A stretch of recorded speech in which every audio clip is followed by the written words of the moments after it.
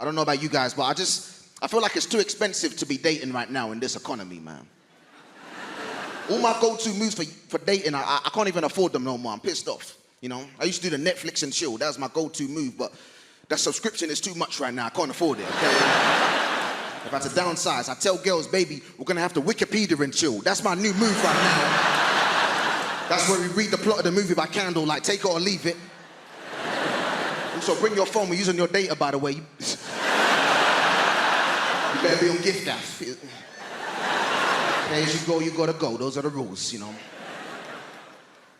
There's consequences to that, though. I had a girl break up with me just because I didn't have money, and she got a new boyfriend. He's a nice guy, I know, because I stalk him online sometimes. He's a really nice man. Treats my girl really well, he really does. He buys her expensive handbags and things like that, and that's when I realized I can't compete, man. I can't compete with that. I never even bought this girl a bag for life, not one time. That's cheap. I'll be in Tesco like, baby, you better put that cheese in your pocket. We're not spending that 50p right there. These gold diggers want my plastic bags. They can't have them. That's my bag right there. I'm not a big fan of social media, man. I'm really not. Because I feel like with social media, when you break up with somebody, you can see what they're up to online. I don't like that. I prefer in the past where you broke up with somebody, you could just lie to yourself and pretend that they were still unhappy. That was a good era. I like that. You just be lying to yourself. You be like, man, she probably missing me all the time. She probably sad, you know. Now you just go on her Instagram and you're like, oh no, she 100% made the right decision. Good for her, man. I haven't seen her smile like this in years. In fact, she's thriving. She's got 3 bags for life in one photo. She leveled up for real, but congratulations to you, baby, you know. Do you know, when it comes to dating, I feel like the most important thing is finding somebody that you're compatible with, someone you have that connection with. For example, I used to date this girl, me and her got on really well, but there was a problem, and that was she liked dogs, right?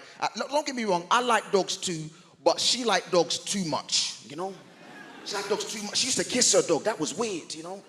I don't even know what was weirder. Was it the fact that she would kiss her dog, or the fact that when she did, the dog would make eye contact with me the whole time? That's a weird power play. I said, this dog is an alpha. I don't feel safe in this relationship. This is a toxic masculinity dog right here. I gotta go. I caught that dog listening to Andrew Tate. I said, I'm out of here. I can't do this no more.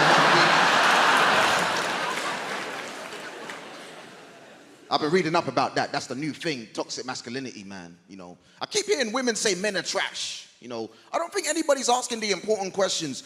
Are they recyclable? I feel like that's the kind of stuff we gotta ask. Can we make this toxicity carbon neutral? Maybe, I don't know, you know. I like to think I'm a good guy, but even as a good guy, I make small mistakes sometimes, innocent mistakes. You ever been in that situation as a man, a really awkward situation, you're walking home late at night and there's a woman in front of you and it's dark and there's a lot of tension in the air. You can feel the tension, right? Obviously, I can understand why the woman's feeling tense, but I'm feeling tense too, okay? I'm a good guy, I just want that woman to relax, we both go about our day. But apparently, it makes it worse in that situation if you shout out, I'm not gonna hurt you! Like that makes the situation more tense. Sometimes they run faster when you do that. Don't do that, guys. Don't jump out of the bush and do that. Women don't like that, okay? One time I was walking behind this woman late at night. I know it sounds like there's a pattern emerging. I'm not doing this on purpose. Just both go off the night bus at the same time. It's unfortunate, you know. But I'm walking behind this woman. I was like, I don't want to make the same mistake from last time, shout something out, do something dumb. So I thought it'd be a good idea if I did something non-verbal to help put the woman at ease, okay? I thought it'd be a good idea if I started whistling at night because I thought that would make the atmosphere more jovial. No, it doesn't. Makes it way creepier to my surprise, actually. Especially if you're like me and you don't even know how to whistle properly. So then you're just a guy who's blowing in the wind in the dark real slow, like. Look like a creepy dinosaur, you can't do that.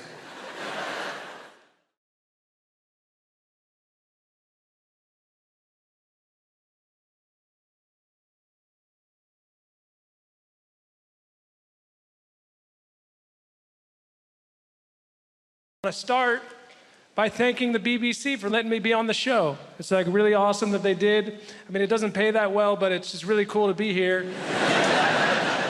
And they've been so generous. They put me up in a hotel right next to a casino in the city, and they didn't have to do that. I'm not criticizing the BBC. It's not their responsibility to know that I have a gambling addiction because it's about self-knowledge. And when I go to the casino, I only bring the equivalent of $100 to gamble with because I know I can afford to lose that. And I bring $25 for food in case I get hungry, and $800 for bus fare in case I forget something and have to go home a couple hundred times. It's quite a long flight out here, and of course I didn't get to board the airplane first because I don't travel with small children. The people who do travel with small children, they go on before anybody else. It's a nearly universal airline policy, and it's totally unfair. I mean, it's not fair at all. Never mind that I've spent the better part of a quarter of a century flying on the same airline, trying to earn enough status, enough loyalty, that maybe I could board the airplane first. Never mind that. Because that guy right over there made a single bad decision 3 years ago. So roll out the red carpet for His Majesty. And I'm not having to go at kids or parents. In fact, it's in defense of children. Little kids don't want to be jammed on the airplane right away. Small children do not enjoy air travel. And they've been making this abundantly clear for as long as I can remember. In fact, the airline should reverse the policy. They should say, small children stay at the airport till the last minute. They should say, anybody without small children, you may now board the airplane first, that you might enjoy a short moment of zen. Then the attendant would guide us like, okay, everybody just breathe in and release. Okay, here they come. I think I'm ready for this. But I also want to admit, in the interest of being open-minded, that I don't know why the kids got aboard first. And maybe there's a really good reason why the kids got aboard first that I don't know about, because I don't get to go on there with them. So I don't know what they do in there. I mean, maybe they got to do like a pre-flight sound check. I'm serious. Maybe they get on the airplane and they're like, wah, wah. Is that good in the back? Can you hear that? Is that sufficiently piercing? Okay, I'm almost ready to let them on. I just want to do a couple seat kicking warm-ups real quick here first. Check my distance. Get the volume up on that iPad. Turn the volume up on that iPad real good. I want people on the ground to hear me playing Angry Birds. You guys ever worry about the world? I get worried. I watched a documentary recently about how much the pollution from humans is destroying the environment. And after I watched that, I was so upset I couldn't even talk. I just had to go for a really long drive by myself and just think about shit. Alone in my Winnebago. Windows down, air conditioning up. A little bit of hairspray, because when I'm looking good, I'm feeling good.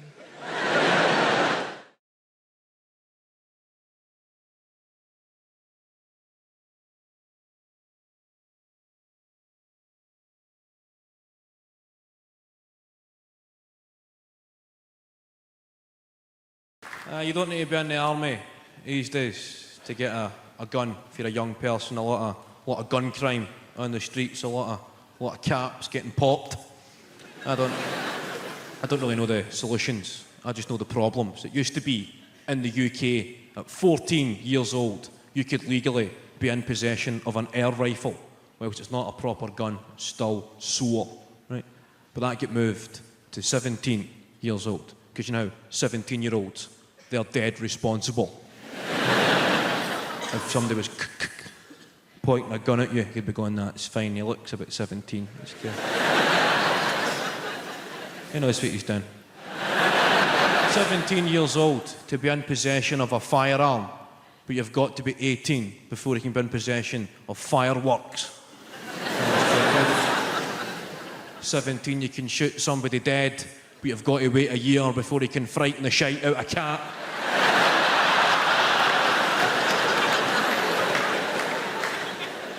But drugs, I get offered drugs quite a lot in this game. You get offered the usual suspects like ecstasy, speed, and a drug called horse tranquilizer.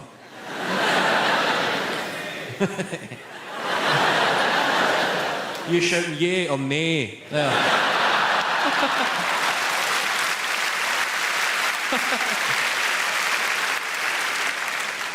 I can understand people who don't know anything about drugs. maybe try an ecstasy, because it sounds quite good. Well, the connotations of the name, ecstasy. You think of states of euphoria and happiness. And then speed is pretty self-explanatory. Then horse, tranquilizer. That hardly sounds the most sociable of evenings.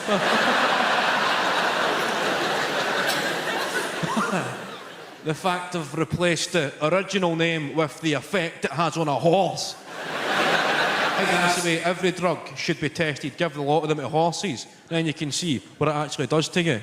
It would also make the Grand National pretty interesting. 20 quid on the one that's breakdancing, please. I was watching a programme about children from the opposite end of the social spectrum. A programme called My Super Sweet 16th. Anybody seen this? Don't get too excited, it's quite shite.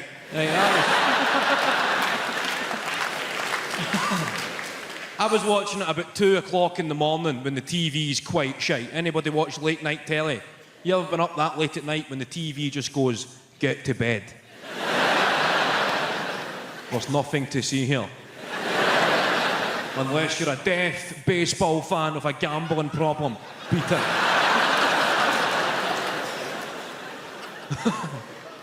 Has anybody watched these late night Channel 5 phone-in quiz shows? Anybody seen these, like Quiz Mania and The Cash Vault? It's just robbing drunk people.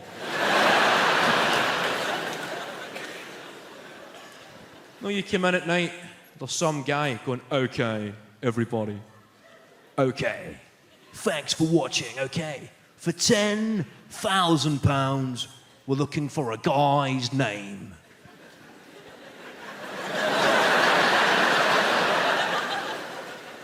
You come home steaming, I know a guy's name.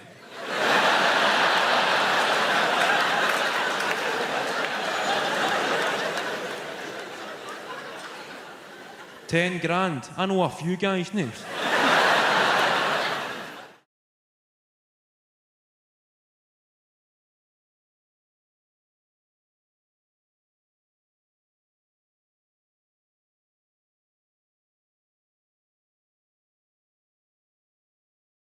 I've got the memory of an elephant. I remember one time I went to the zoo and saw an elephant.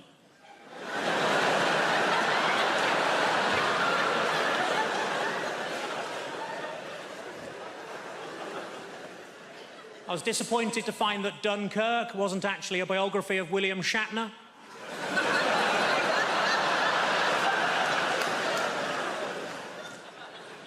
I accidentally kicked my dog early and it bit me on the bollocks. My mate said it's karma. I said, no, if anything, it's even more angry.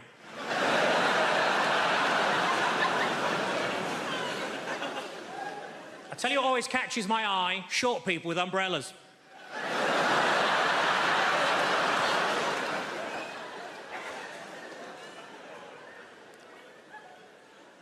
I put on a lot of weight, so I rang up Weight Watchers. I said, it's an emergency, can you send somebody round? And they said, yes, we can, we got loads of them.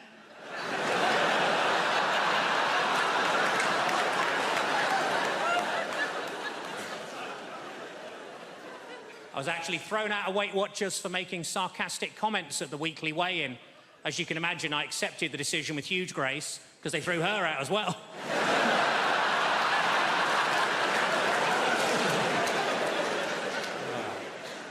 I was watching TV, the announcer said there's a documentary about the clitoris on the red button, but I couldn't find it.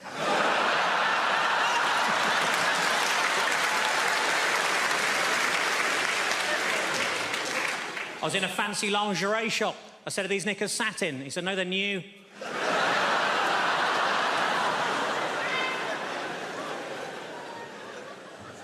I didn't know what to get my little niece for Christmas, so I asked my sister what she's into. Apparently at the moment she's mad about frozen stuff, so I got her some oven chips and peas. It's been a tough week. I got myself a memory foam mattress and now it's trying to blackmail me.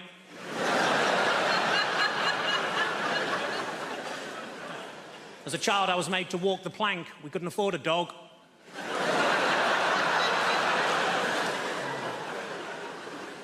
I went on a positive thinking course. It was shit. You would be. And it was half empty. The area in a Nando's between the front and back door is called the peri-perineum.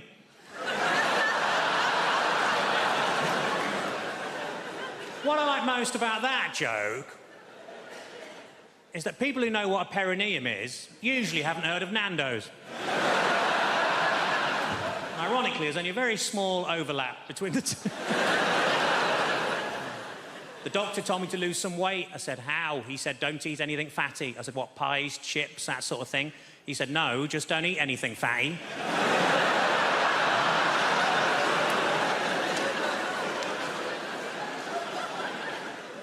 Old lady names are very much back in fashion at the minute, like Lily or Elsie or Rose, and we wanted something like that for our daughter, but we couldn't decide, so in the end we just called her Nan. So we shall grow into it.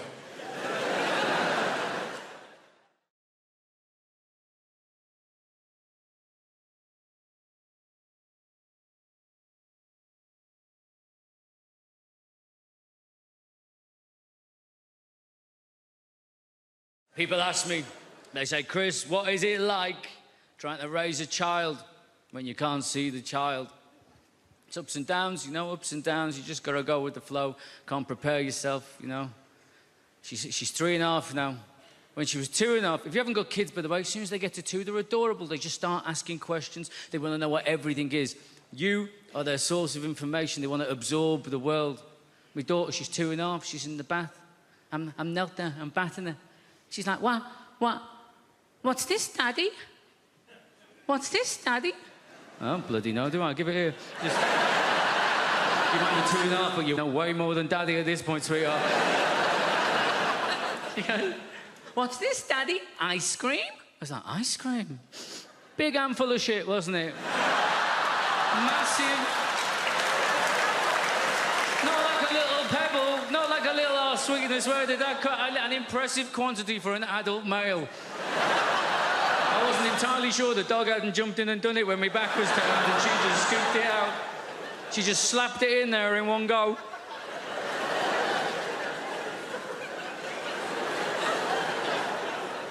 It threw me. I didn't... Look, right, I obviously didn't see it coming. I didn't even... No. I didn't even smell it coming. This came from underwater. This was a stealth move, right?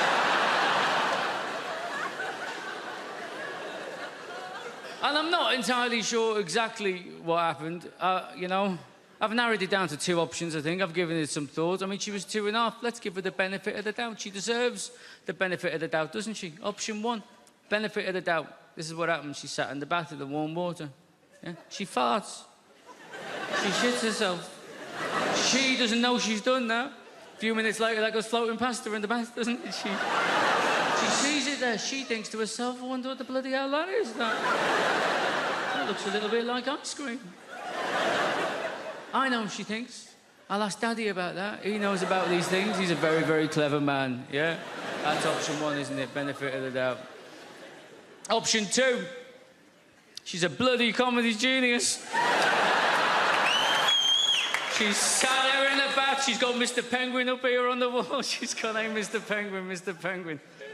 Get on this now. This is going to be brilliant. This is going to be amazing. Watch his face now. Watch his face. Watch. Keep looking. Keep looking. What am I going to do? Not only am I going to do a shit and put it in his hand, I bet you I can make him sniff it.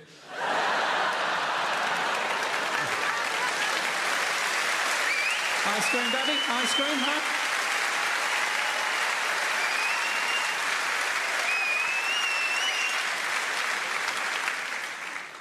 We were very lucky with my daughter.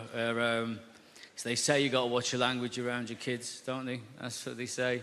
We were very lucky. My daughter's first words, apart from, hand on heart, apart from mama, dada, baba, all that nonsense, her first words were go away. That's what she said. That's all she said for 3 months. Go away. Go away. She thought it was just one word. Go away. Go away. Why? Because that's what me and my wife said to the dog every time we were trying to feed my daughter. We'd get the food out, wouldn't we? The dog would get up, he'd go on the prowl, having a little look, wouldn't we? We'd be like, go away, go away, go away. She just picked it up. We'd push her in the pram out on the street. She'd be like, go away, go away, go away. said to my wife, it's a good job we weren't telling that dog to fuck off, innit? Because we just wouldn't be able to take this kid out of the house.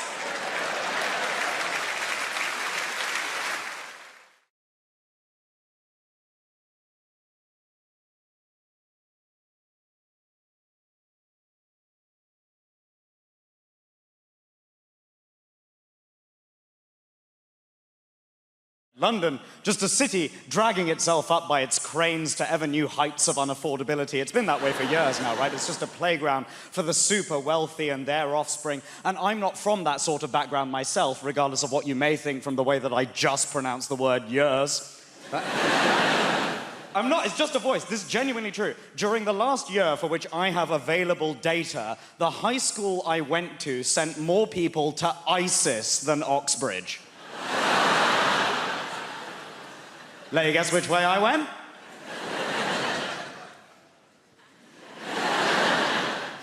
Pleasure to be here. Allahu Akbar. Lock the doors.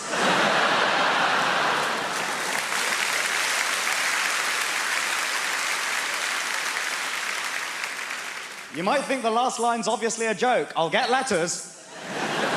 Genuinely, I get strangers anonymously contacting me online insisting that I want to impose Sharia law on the West, which, as the atheist son of Hindu parents, makes me feel ever so naughty. Sharia, moi. And now, look at me. Regular guy on the BBC at Christmas time. Yeah. Although, admittedly, owing to the BBC's diversity regulations, because I'm on the bill, you now have to refer to it as Krishna time. I know, right? O.M. Ganesh. Lots of differences between the generations. My favorite Christmas film is Die Hard. My dad's still waiting for the Hindu remake. Die Hard, get reincarnated, die even harder. It's been an interesting time this year. Lots of changes in my area at the moment, right? My part of London is undergoing a lot of rapid gentrification, they call it, right? I don't know if I can be a gentrifier because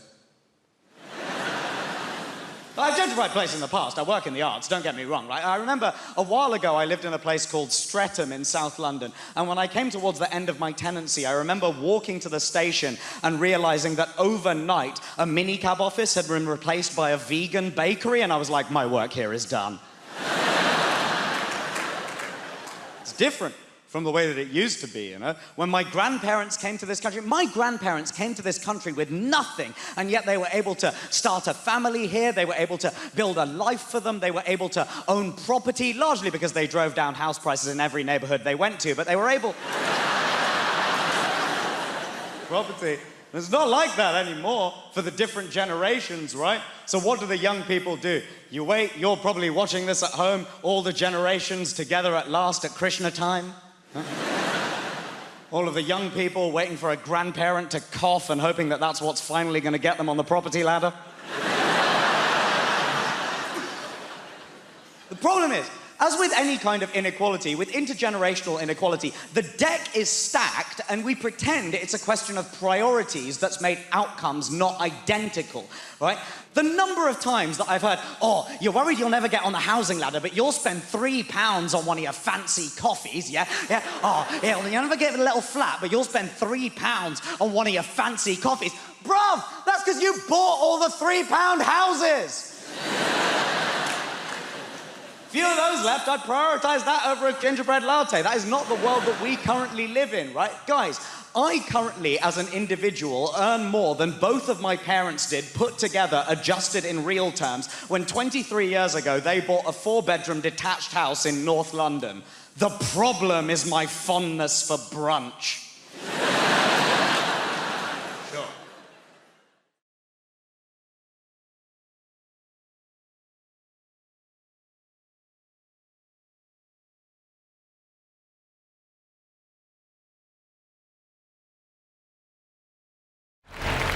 We're here to talk about relationships. Let's crack straight on with the first slide.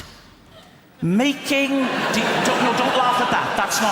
That's not meant to be funny, please. Let's not have another Folkestone on our hands, please. Making divorce work. Now, given that it is a rocky ride, an emotional roller coaster, I start off with a joke, ladies and gentlemen, just to loosen us up. Here it is. If you're going to get divorced, you have to be like the man in the toll booth. Why is that, Keith? Well, you have to be willing to accept, this is the joke, change. It's a zinger, it's a zinger. When you divorce, there is sweeping change. Changes right across your life, in every area. One of the first things to change is the locks. You may come... please don't laugh at that, please. You may come home one day and find that your key no longer fits your wife's lock. Another man's key is fitting your wife's lock. And stop that, stop it. Stop, I'm stamping on that. Riaz, with a Z, please. Stop it. It's not that sort of a show. Well, I mean, it's not a show, is it? It's a talk. But it's not smutty. So you may come home and find that your key no longer fits the lock. Good? Yes, it can. And it can be very difficult to tell why a relationship is going to go wrong. Why is that? Well, I think it's because at the beginning of any relationship, when two people get together, there's always a sense of what? Hammersmith, at the beginning of a relationship, a sense of... Pardon? Worry. No. Anyone else? At the beginning of a relationship, a sense of... Foreboding. Foreboding is the wrong answer. Lust, no. Uncertainty. There's always a sense of uncertainty. A feeling of will they, won't they? And there's no way of... Please, Hammersmith, take it seriously. We're talking about emotions. A sense of will they, won't they? And there's no... Hammersmith, I will walk off the stage, please. There's no way of predicting when a couple get together whether or not the relationship will work. Will it last a long time? No. Not a chance in hell. Will they stick together? No. Will the marriage endure? Yes. Lee and Leslie. Now, Lee and Leslie are a lesson to us all. They've made a marriage work. So why is it then that when they can make a marriage work, so many others can't? Paul Simon said, there are 50 ways to leave your lover. 1.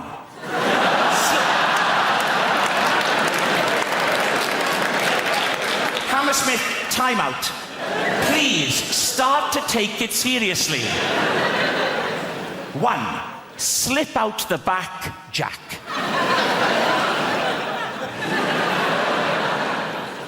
2. Make a new plan, Stan. And 48 others.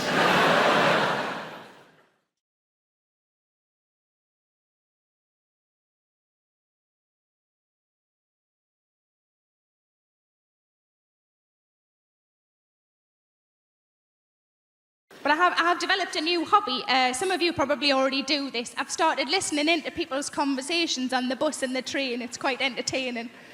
And I was listening not long ago to 2 old ladies, and they were talking about what they would do if they were men for a day. And I thought, this is going to be brilliant, because pensioners are, by definition, bonkers. But I went out to lunch with a couple of my friends, and I thought, well, I'll ask them the same question. So my first friend, I said, what would you do if you're a man for a day? Without even thinking, she just went, I'd have a wank. Ooh. Sounded like she needed to. She sounded awfully tense. But these old ladies, different generation to me and my friends, in their 80s, and one of them just said, Edith, what would you do if you're a man for a day? The other one said, knowing my luck, I'd get a Tuesday. And what can you do on a Tuesday?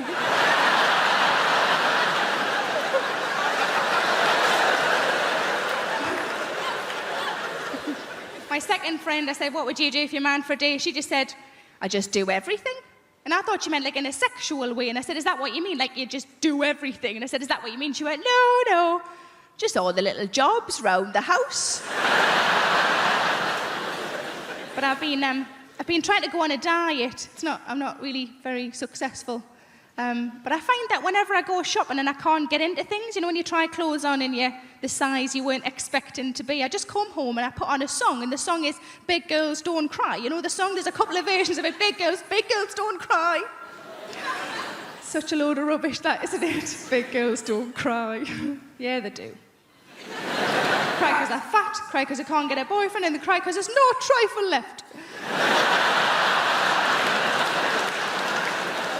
But I was on holiday in Spain last year, and I'm bragging, I know, and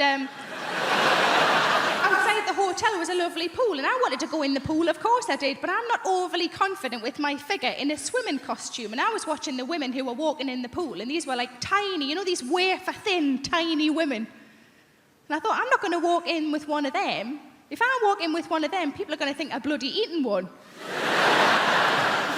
And I wouldn't anyway, because there's no meat on them. So what I decided to do instead is just to walk in with the children, because kids are all really fat these days. If I walk in the same time as a 9-year-old boy who's got bigger tits than me, nobody's looking at me anymore. But like I say, I don't have kids, and most of my friends don't have kids, but I think if you ask any woman who doesn't have kids what would worry them about having kids would always be childbirth. It's quite a reasonable thing to worry about childbirth. From what I understand, it changes you downstairs, doesn't it? It changes you downstairs. I quite like my downstairs the way it is, thanks very much. Certainly don't want a bloody extension. But it's bound to change though, isn't it? Because you're forcing a person out. That's what you're doing. You're forcing a person out. I've never forced a person out. I forced a couple in.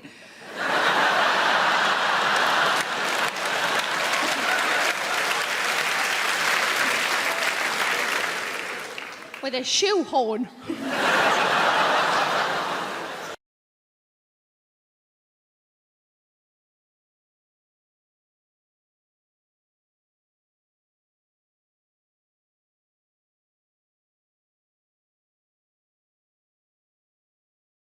But as much as you want to save animals, I'm pretty sure you're not going to do it by buying cosmetics.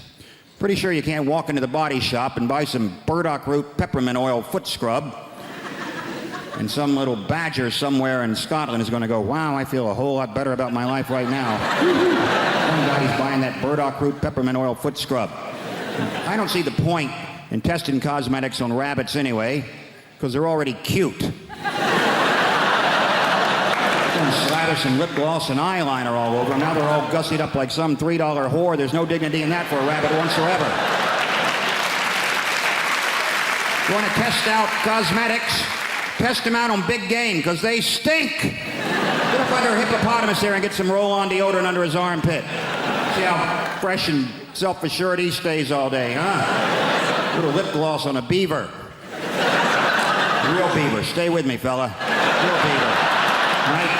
Dam-building, log-eating beaver. If he's charged through 60 logs and he's still wearing that lip gloss, that's some damn good lip gloss right there, ladies and gentlemen. You know this whole thing about, you ever meet someone famous and you tell your friends, and then they say, well, what was he like? Because all they really want to hear is that he was a prick. That's why they like to say Tom Cruise is the nicest guy in Hollywood. And I always think, well, if I was making $8 million a film, I'd be nice too. Jesus Christ. But I'm not sure he is that nice. Because I always read these articles about how he's so insular and he's into his Scientology and he, stays at a hotel, won't make eye contact with anyone in the hotel because he doesn't want to talk about the plots to his new films. Apparently, as if staring Tom Cruise in the face, he would just crack under pressure. What are you staring at? Hey, you want to hear about my new film? You ever seen a Tom Cruise film like he couldn't figure out the plot in about 18 seconds? Oh, Christ. He's a cocktail maker. He's a pretty good cocktail maker, too. Till he has a crisis of confidence and can't make cocktails anymore. Then he meets a good-looking woman who talks him into being a better cocktail maker. A riveting piece of cinema that was. Then he's a race car driver. Pretty good race car driver, too. Till he has a crisis of confidence. Can't race cars anymore. Then he meets a good-looking woman who talks him into being a better race car driver. Then he's a jet pilot. Some of you are starting to see a pattern emerge here. Pretty good jet pilot? Yes, he was. Until he had a crisis of confidence, couldn't fly jets anymore. Then I believe he met a good-looking woman who talked him into being a better jet pilot. Then he was a sports agent. Then he was the brother of a retarded guy. He was a pretty good brother of a retarded guy until he had a crisis of confidence and wasn't so sure he was such a good brother of a retarded guy. And then he met a good-looking woman who talked him into being a better brother of a retarded guy. Then he was some kind of, I don't know what he's in now, War of the Worlds. Maybe he fights the world. You know what? I bet he's a pretty good world fighter. But at some point he'll probably have a crisis of confidence. You're gonna meet a good-looking woman who convinces him it's okay to fight the world. Could be a Scrabble player for all I care. He's a pretty good Scrabble player. Till he draws all vowels. Has a crisis of consonants. And he meets a lovely Welsh woman who teaches him a lot of words he's never heard before. I just don't know how to relax. A friend of mine, when he wants to relax, he listens to whale song. You know those tapes of whales singing? They go, I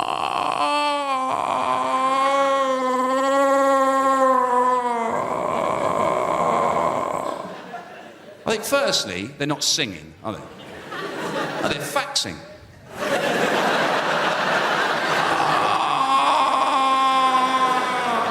Really long fax. Like the one I asked my brother to send me. That time I ran out of toilet paper. Shops were shut. But also, they can't be relaxed. They've got to be the least relaxed animals on the planet, whales, haven't they? For starters, they're endangered. Is that relaxing? There's only 10 of you left. Fine! As long as I'm one of them. If I'm feeling a bit horny, I'll sellotape a couple of dolphins together.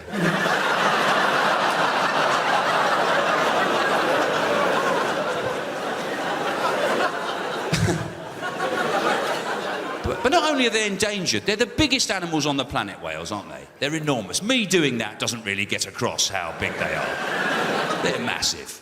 But they eat the smallest, don't they? Plankton and krill, tiny little creatures like that. Imagine you're a great big animal. You're starving hungry. You never get a good bite of anything. Never get a good, oh, that was bloody lovely, that was. No, just all day long shoving tiny bits of food in the side of your mouth. Oh, I'm sick of these stupid little things. Oh. I like to think of it as Jeff Capes living on hundreds and thousands. He'd be furious, wouldn't he? I'm starving. And he'd be wandering around looking for whatever the individual of hundreds and thousands is. I don't know what you call them when you've only got one.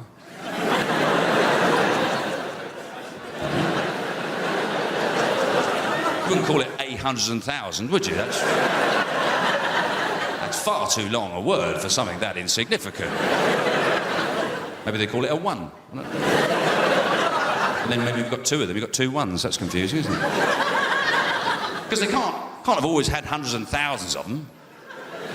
Surely in the early days, when they first started making them, they must have made a few, see what they were like. I mean, that's not good business sense, is it? You've got a new product, you don't just make hundreds of thousands! We're gonna be rich! Oh, you make a few more. I don't know. It's a mystery. In America, they don't call them hundreds and thousands, actually. They don't call them that. They call them sprinkles. And unfortunately, I found that out at a gig. And that was a tough night, I tell you. There's a guy in the front row going, hundreds and thousands what? Hundreds of thousands what? I said, no, it's not hundreds and thousands of anything. They're called that. It's a cake decoration. He said, we don't call them that. We call them sprinkles. So I said, all right. I said, all right. It's like Jeff Capes, right? Living on sprinkles. I thought I'd get it a second time. He said, who the hell's Jeff Capes? I said, he's a massive bloke. I said, strongest man in the world 3 years running. Loves his grub. He said, we don't call him that. We call him Luther Vandross. So I said, all right, it's like Luther Vandross living on sprinkles. But by that point, they'd forgotten about the whales. Why the hell would Luther Vandross eat sprinkles? He's a millionaire. He could have steak every day. You saying he's too dumb to go and find his own food? He's got to go around eating little bits of cakes? Are you racist, buddy? Is that your problem? So I just did a couple of knob gags and got off. There's other younger people in the room, right? You know what I mean. You have only ever known a time in your life when you're trying not to get pregnant or trying not to get somebody else pregnant. And I don't want to blow my own trumpet, but on both accounts, I fucking smashed it. I think it comes down to skill set at the end of the day, doesn't it? People are just good at different things. Some people are good at the violin. Some people are good at parallel parking. I was very good at taking the pill. Every day, every day, every day. Honestly, I used to think I was so good at taking the pill, I deserved a reward. Arguably, there was a reward. It was the reward of not having to watch Peppa Pig or cleaning up another human's shit. Tell you what I don't understand, right, is women who are on the pill and forget to take it. Don't get that, because don't get me wrong, I forget things. I forget my keys, my wallet, the fact I'm married. Sure! But forgetting to take something that can prevent you from creating a human that could one day say, turn the machines off, is what she would have wanted.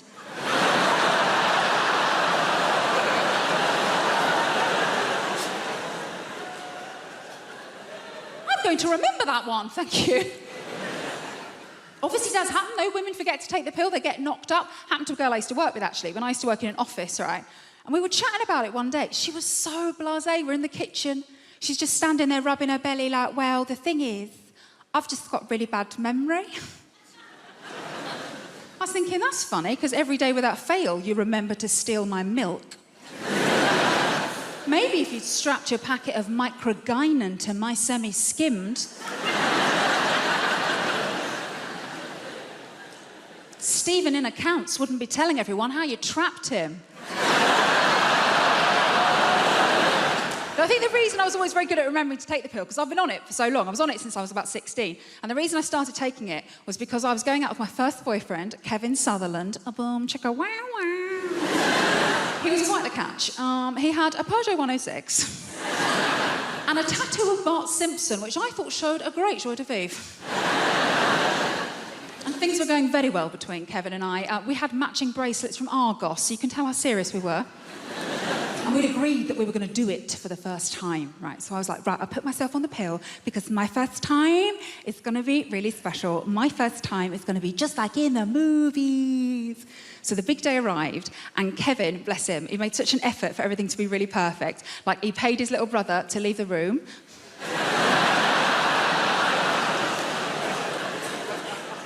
To this day, the most romantic thing a man has ever done for me. And he made a mix CD of all of our favourite romantic songs. You know, like Boom, Boom, Boom, Let Me Hear You Say Wayo.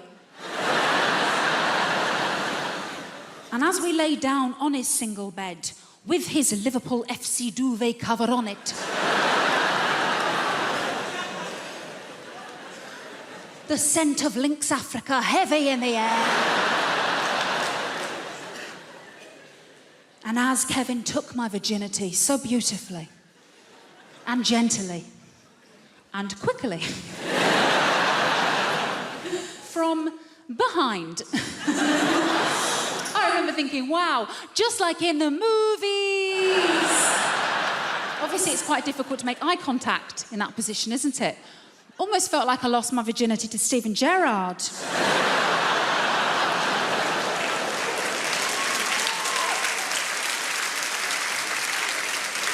I'll never walk alone. I never will.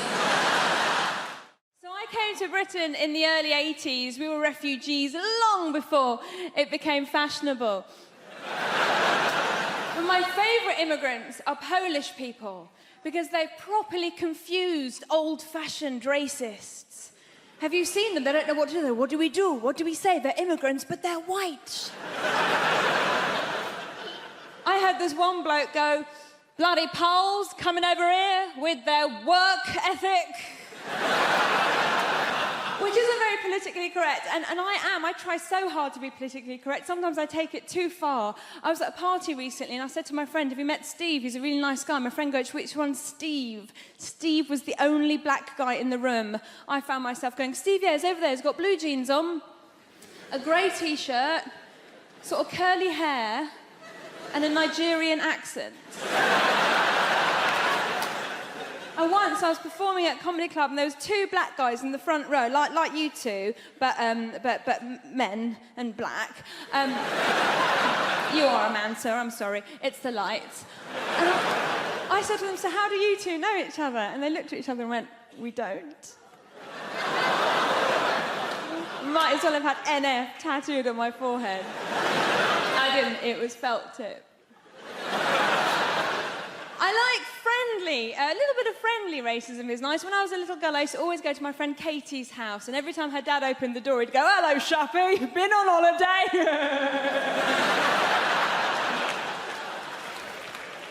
So, I have a little boy, I have a baby boy, I'm a mum, and I'm looking at you, some of you are so young, I could be your mummy if I lived somewhere rural. Like a lot of women, I got to my 30s and I thought, I've got to have a baby now.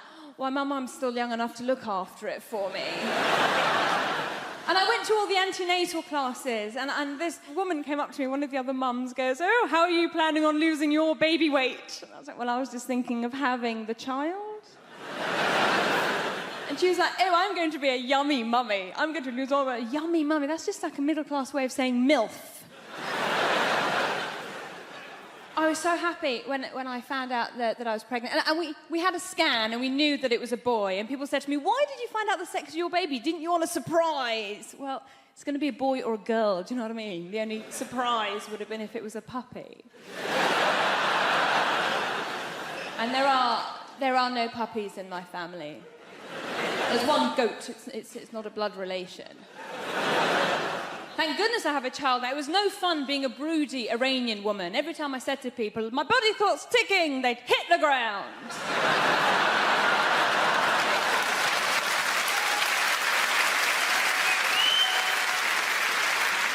So with all that going on, when I did find out I was pregnant, I was so delighted. I thought, I am going to fill this child's life up with love and hope and understanding. My husband's reaction was slightly different. He walked around going, woohoo! My soldiers worked! It's not his. Oh, the fuss he made when he found out I was cheating on him. Only child. Can't share. My husband's English, he's from Nottingham, and a lot of people ask me if my husband's Iranian. And I go, well, he's not, he's English, but he's planning to convert. His family are absolutely lovely, and when they first met me, they kept going, oh, Shappy's so exotic, she's so exotic, which means foreign, but not in a way that we hate. Put my name in the internet the other day. Oh, I wish I'd never bothered. I'm on a website, 20 celebrities I'd like to punch.com. Madonna, J-Lo, Tom Cruise, and then me. I'm the only one who can't afford a fucking bodyguard. J-Lo ain't gonna get trotted outside Morrison's, if she know it'd be me. Have you seen me fight? I can't fight. It's a cross between river dance and a doggy paddle. I'm like, yeah.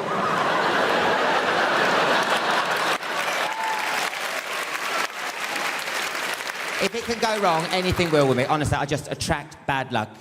How many people do you know can get sexually assaulted on a Jack the Ripper walk? I thought it was part of the experience. Oh, Jack, your hands are cold.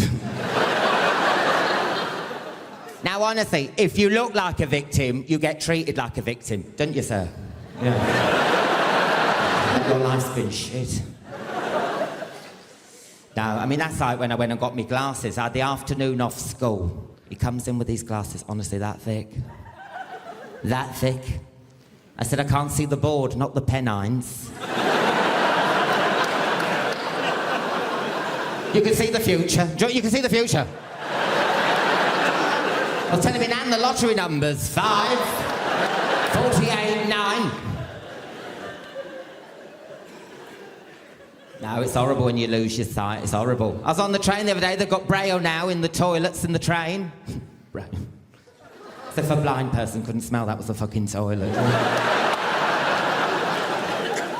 hardly going to go, buffet car?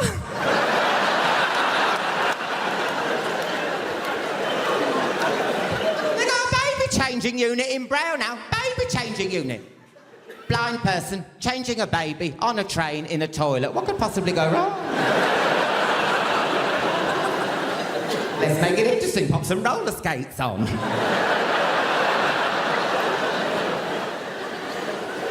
My dad's still not pleased that I'm doing this job. Oh, he's not happy.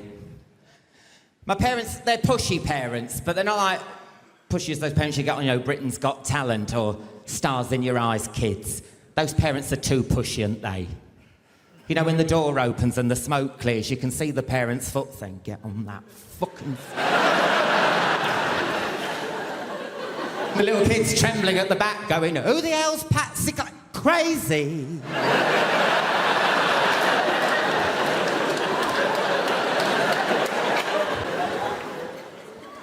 God. The worst thing for me was being picked for the team. That was awful. Do you remember standing in line waiting to get picked? It's like ethnic cleansing, weren't it? All the fit and healthy people at one end. Me and the fat kids. Those kids were fat.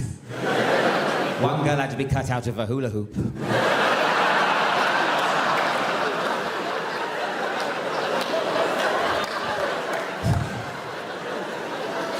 The bullies, they nicked me kit. I had to go to Lost Property Box. Do you remember the smell from Lost Property Box? Those clothes weren't lost. No one loses the clothes in that box. They're just clothes that Africa had sent back. Getting their own back for Harvest Festival. That's what they were doing. Then we had to send food over to Africa. What did my mum send? Pineapple chunks and peach slices. They grow them over there! And this is what I'm talking about, the assumption that if you're in a place like that, you obviously are the help. Okay, example 2, that's it, white people. One more example, and then we're moving on, right? I'm on tour in the UK. I'm going up to Leeds. All my team was already up in Leeds setting up the theatre. I'm travelling with my tour manager and best friend, Lila, also a black woman. So I go, you know what? That's Lila. I go, you know what, Lila? Let's not drive. It's a long drive. Let's get a train and go up in comfort. So we rush down to the train station. I buy us 2 first-class tickets. There's a train leaving, so we jump on the train takes off. And we're walking through the train towards the first-class carriage. We walk into the first-class carriage. This white woman is sitting at a table. She looks up, she sees us, and at the top of her voice, she shouts, this is first class! Now Lila goes, what the fuck did you say? And I hold Lila, no, Lila, no. I just grab her by a collar, no, Lila, no. No, Lila, no, Lila, no. Watch me humiliate this bitch just with my mouth. Come back.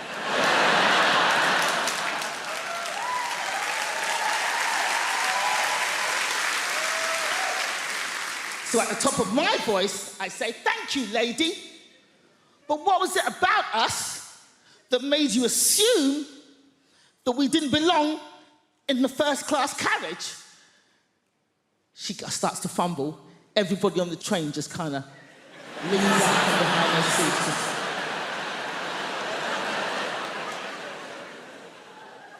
And she gets flustered. She's like, and then all she could think of was like, I thought you were lost.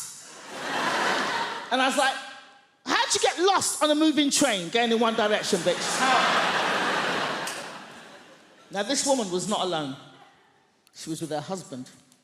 Her husband was sitting opposite her at the table, same table. But we did not see her husband's face for this entire confrontation because the entire time he was hidden behind the newspaper, just... His hands never came down. All all we saw were his knuckles just gripping that paper.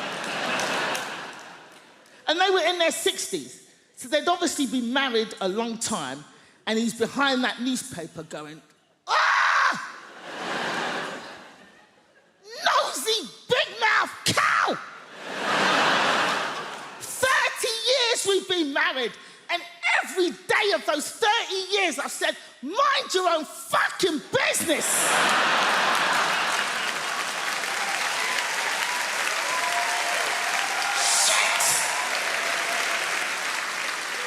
And now we're both gonna get beaten up by these two black boys.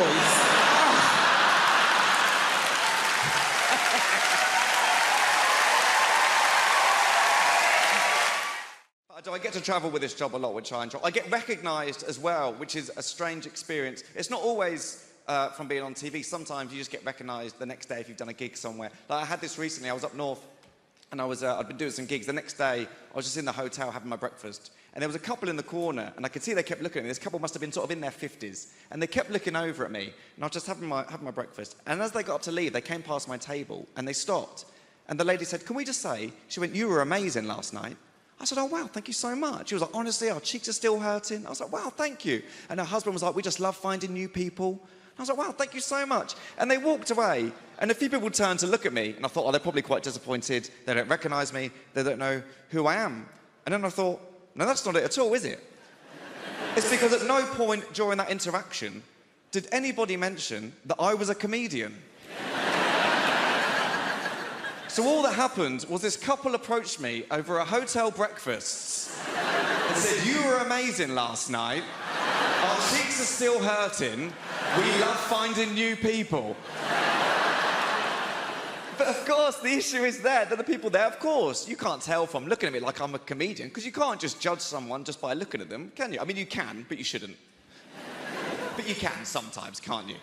You know, like, for example, if you see a man over 55 with a ponytail, you can make assumptions, can't you? Like, he's either a magician or he knows karate. You know? You know one thing for sure, he's definitely divorced. Like, you shouldn't, but you can, is my point. But of course, ultimately you can't, and you can't judge someone just by looking at them. Like, you wouldn't know, for example, you wouldn't know from looking at me that I've got epilepsy, would you?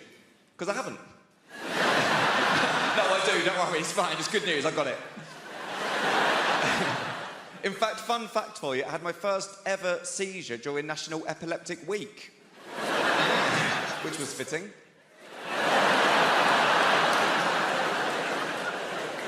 I'll tell you about the first seizure I ever had. Is that okay to do? Is that all right? Thank you. I know sometimes people get a bit funny if people start talking about health conditions. I know some people don't like to talk about their own health conditions. Like, I've got a friend called Paul. He's got psoriasis, doesn't like to talk about it at all, and I'd rather just sweep under the carpet. So people are different. Some big fans of psoriasis stuff down here. There's more if you want it. Just scratching the surface. But no, we'll move on. It's one condition at a time. Yeah, sorry. The first seizure I ever had, it was my first year at university. I was in Topshop trying on a pair of jeans in Topshop. I had no idea that I had epilepsy. I just went in there to try on these jeans, fell to the floor, I had a seizure. I woke up, still in Topshop. I had no idea what was going on. I just woke up. There was this bright light and 3 women looking over me. I thought I was in heaven. And then one of them just went, "Excuse me." She went, "Do you know what day it is?" Now, I didn't know that was a thing. And I remember just thinking, can you not ask someone else?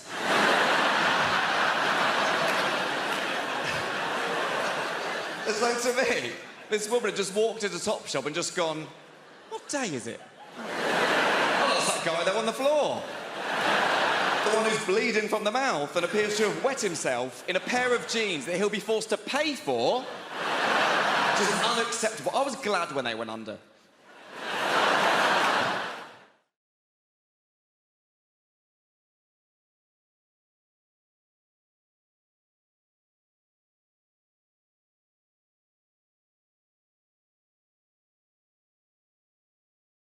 You don't get trained by our dads, us heterosexual single men, right? We don't get trained about how to cope if we're single. Or we get drenched in sort of misogynistic testosterone images, you must shag at all time. What if you can't? What if you're emotionally incapable, if that makes sense?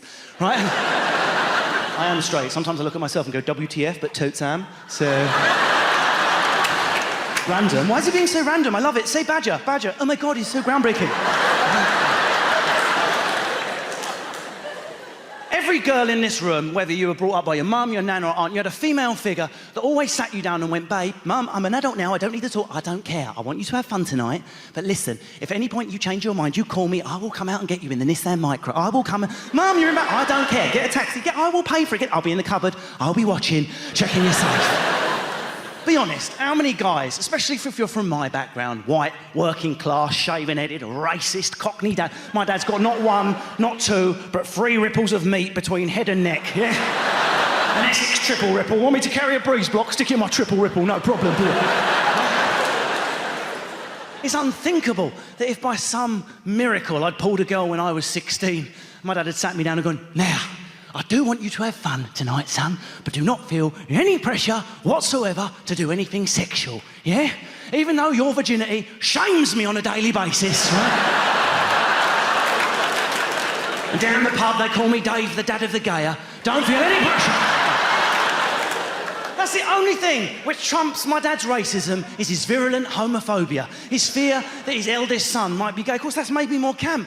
There was just streams of thin men running up to my bedroom the whole time. I was into Dungeons and Dragons till I was 21. I'm going to be a wizard tonight. Downstairs, they're up there bumming. I know they're bumming. I know. Take it out of my son. What does Expelliarmus mean?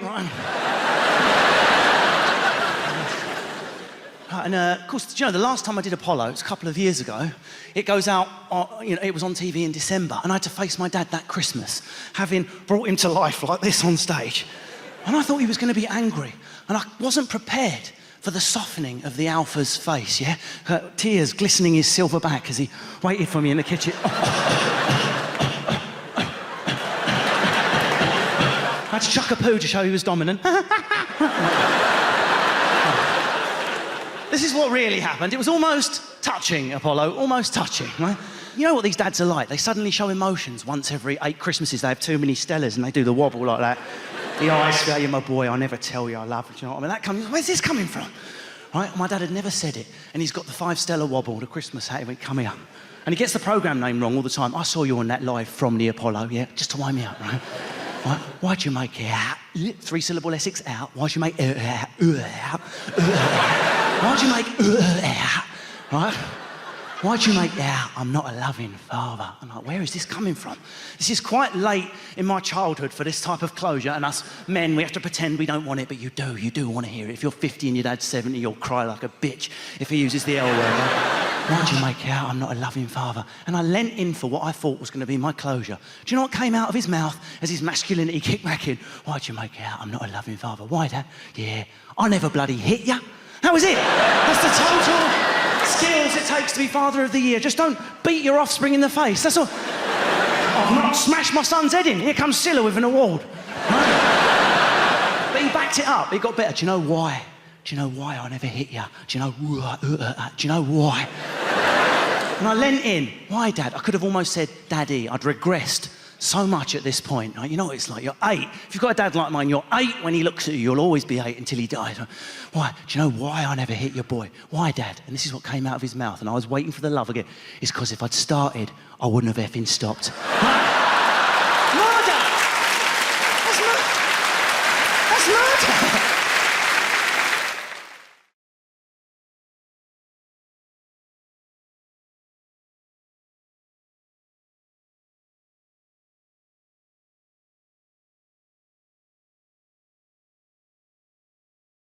I have a theory that masturbation is a kind of summoning spell for your own rational mind. Because we're all so driven by hormones and by desire. Sometimes you've got to have a wank to speak to your real self. You have a wank, you go, oh, I should have shagged my ex one last time. I'll text her, I'll meet her, I'll shag her. And then you come and a little voice comes on in your head that goes, yeah, don't do that, mate.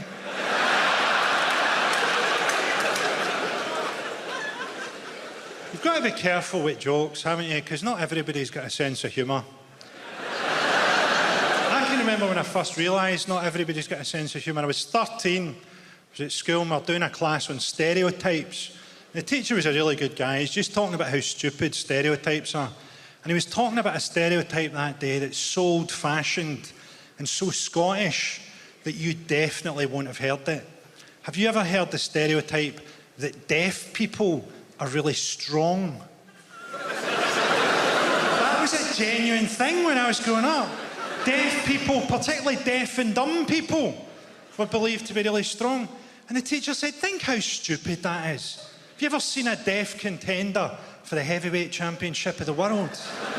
And me, aged 13, I put my hand up and I went, there was one, sir, but he was disqualified for punching after the bell. And nobody laughed. And I knew right then that life was going to feel pretty long. You've got to have a bit of leeway with jokes, haven't you? I can't write jokes for the average person, can I? The average person is Chinese.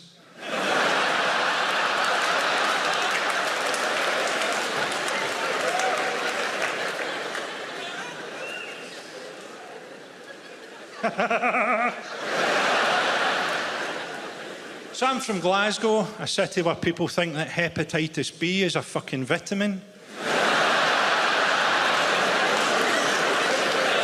To explain Glasgow's attitude to you, this happened to me recently.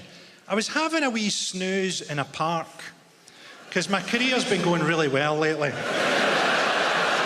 I was having a wee doze under a tree, and a guy came up to me and he went, do you know your problem? You're fucking unapproachable.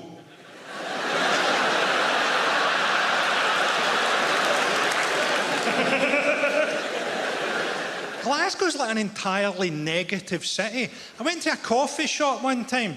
Two middle-aged women sat across from me, and they started to moan as they sat down about how long they thought the coffee was going to take. So nothing had happened, and they were both angry. And coffee turned up, and the first one takes a sip and goes, that's not very good, is it? And the second one takes a sip of hers and goes, I don't even like coffee. I think English people don't really understand Scottish attitudes. You think that we all just want to see the English football team get beaten. But actually, a lot of us would much rather see the team plane crash into an oil refinery. I enjoyed reading about Sam Allardyce. I didn't realise English football had a corruption problem. I thought the only problems in English football were racism, sexism, homophobia, match fixing, gambling, sexual assaults, and the failure to perform at major tournaments.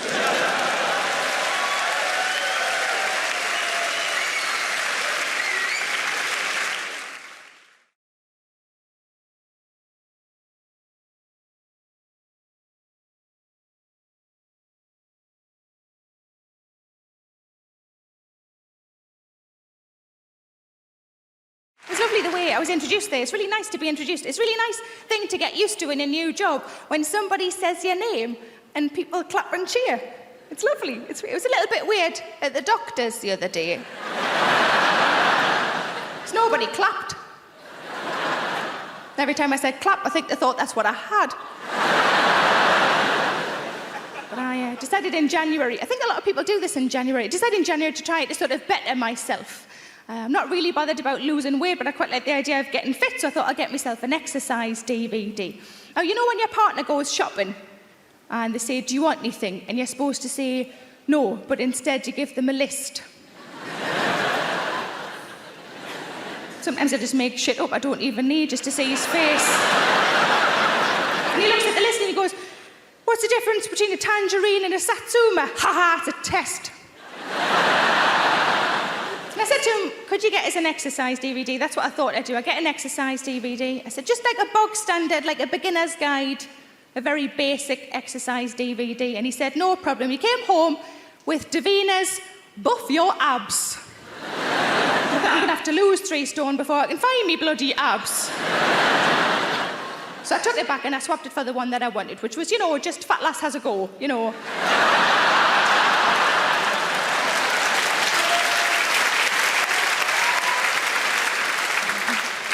Sequel, Fat Lass Tries Again. And I watched the first few minutes, and you know how it's always a celebrity and a trainer, isn't it? Because a celebrity sells the DVDs and the trainer knows what they're doing. And in the first few minutes, they were both laughing at nothing. It was very unnerving. And the trainer said to the celebrity, why don't you tell the viewers at home what weight you were when you started this regime? The celebrity went, when I started this regime, I was 10 stone.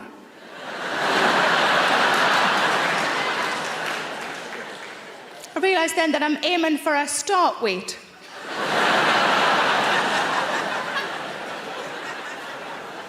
But I like to eat. Is that so bad? I like to eat. Sometimes I think I've got a tapeworm, but that it's just full.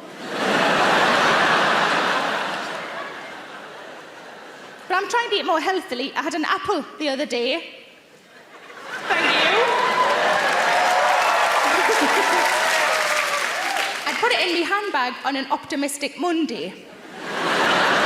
And by the Thursday, there weren't any Kit Kats left. And I was starving. I thought, I'm going to have to find it. So I looked around in my handbag. And I found it. It was prematurely bruised and battered. It had pen on it.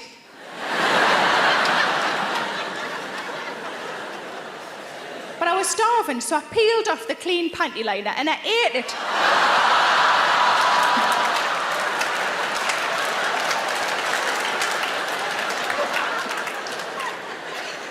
And it was all right. It was all right. It really reminded me of something I'd had years ago that I liked, and I was like, what does it remind me of? I can't remember. Toffee apples.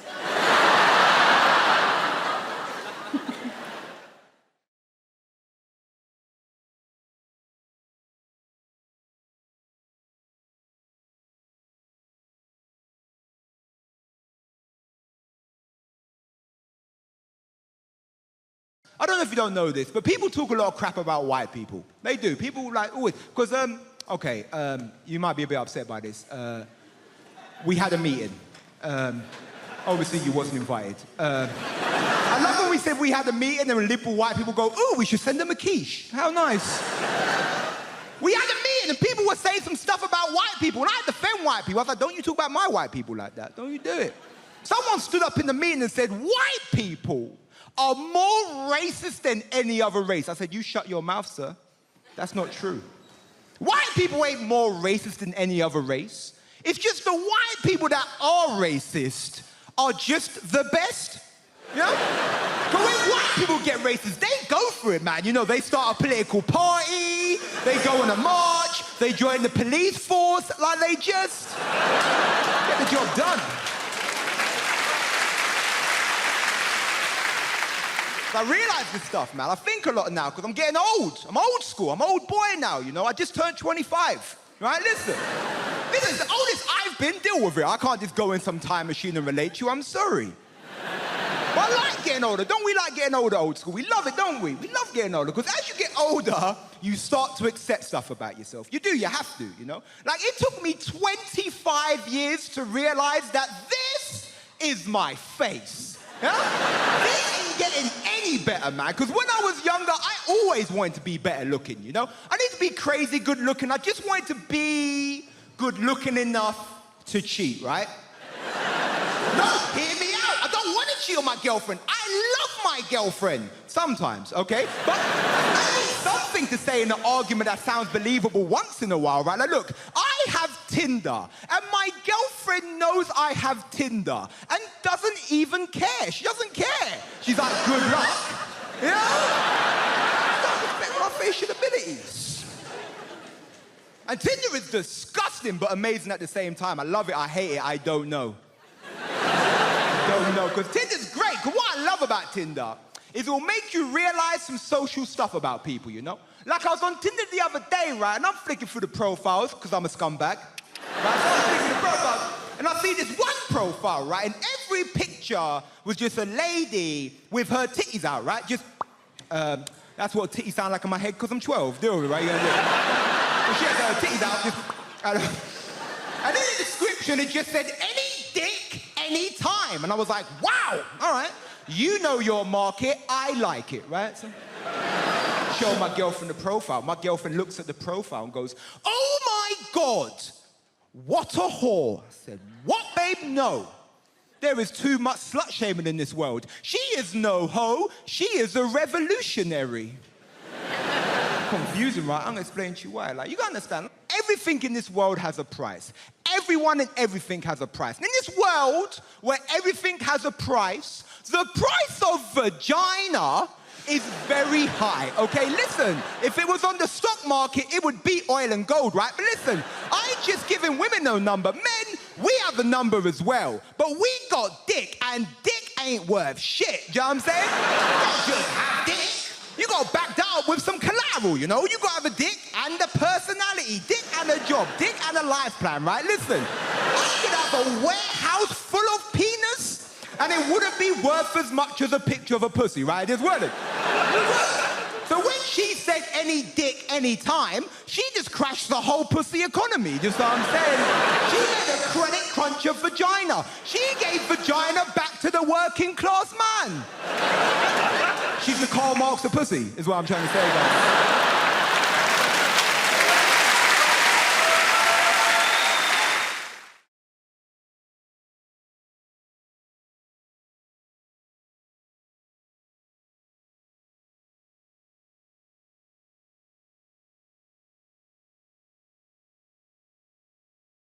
My daughter and I were really close. I took her out for some festive cocktails last week, and we went to one of those lovely fancy sky bars down on the south bank of the Thames. And as we were queuing to get in, they were doing very, very thorough bag checks on the door. My daughter's face just fell, and she said, Mum, they won't suspect you. Can you put my weed in your pocket? Oh, something's gone wrong here, hasn't it? Can you put my weed in your pocket, please? And where was I going to put my cocaine? But we got in, we had the most wonderful night, and we kept getting free cocktails. There was a very, very good-looking young waiter, wouldn't let us pay for a single thing. At the end of the night, that waiter came over, he bent down, he said to my daughter, he said, if you weren't here, I'd take your mum home with me. I couldn't believe how long it took to get an Uber for my daughter. It was...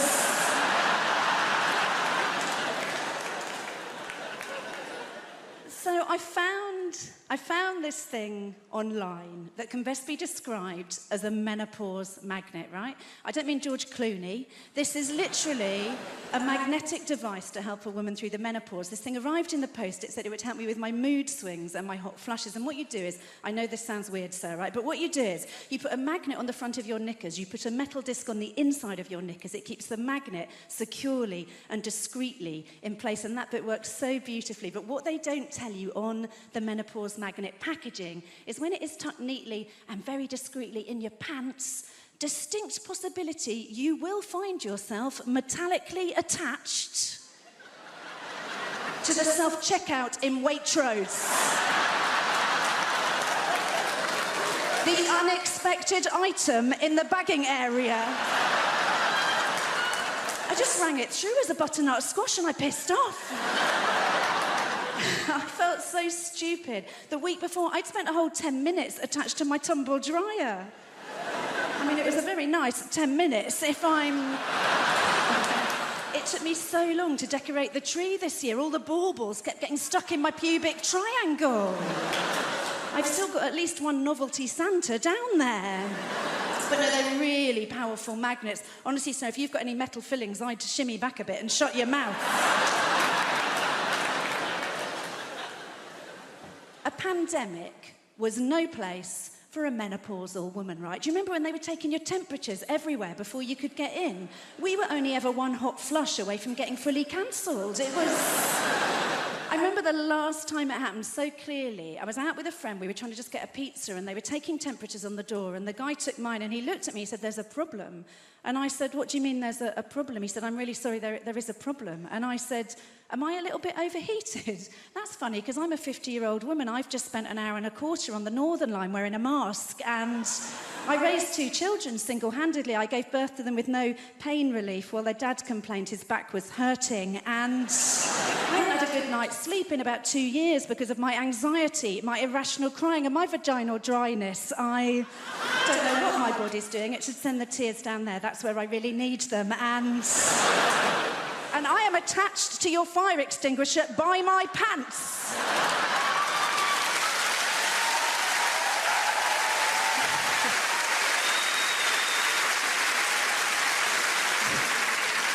Turned out the problem was with the card machine. You had to pay on the app, so...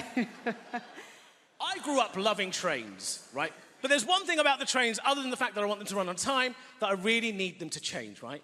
And it's this announcement that goes, see it, say it, sorted. Have you heard this? Now, for those that haven't, see it, say it, sorted is an announcement on trains, which basically means if you see something suspicious, call the British Transport Police. But we all know what they really mean by suspicious. If you see a brown bloke with a rucksack, give us a fucking call. Now, I've never liked See It, Say It, Sorted, because for a start, it just raises fear and suspicion constantly. Second, it doesn't get to the heart of the issue, what they really want us to do, which is racial profiling. And third and most importantly, See It, Say It, Sorted doesn't bloody rhyme. Now, this upset me. I said, right, I've got to come up with some alternative options to reflect the reality of the situation and make it a bit more linguistically appealing, right? So I've come up with 2 options to replace See It, Say It, Sorted. By way of cheer, you can tell me which one you prefer, okay? So option number 1 to replace See It, Say It, Sorted. Seen a muso? If so, let us know. Average? Okay. Option number 2. Don't be wacky, reporter. Hey! You little racist pieces of... Gotcha! I'm in my late 30s at the moment, and a lot of my friends are already kind of parents of toddlers. Do we have any parents of toddlers in at the moment? Give me a cheer. Yeah, you are the worst human beings on the planet. I hate each and every single one of you, right? Because parents of toddlers nowadays, my God, they feel the need to show that they love their child when they're in public. Like, get on a train, you'll 100% see this. They'll be like, Oscar, we're on a train. Did you bring your bag with you today, darling? I know there are lots of people on the train, aren't there? What's that? You want to press the button even though they're waiting? Don't worry about them. I'll read you a story first, yeah, Oscar? I love you, Oscar. I love you, Oscar. I really love you, Oscar. Fuck off.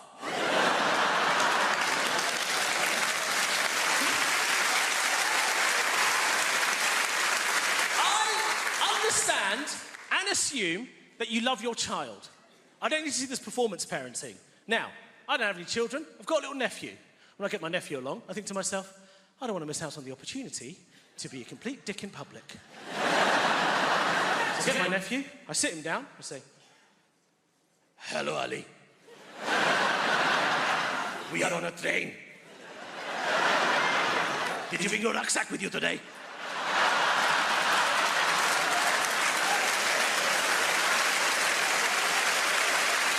I know, there are lots of people on the train. What's that? You want to press a button, do you? All the parents shut the hell up. And there's a woman in the corner going, see it, say it, sort it.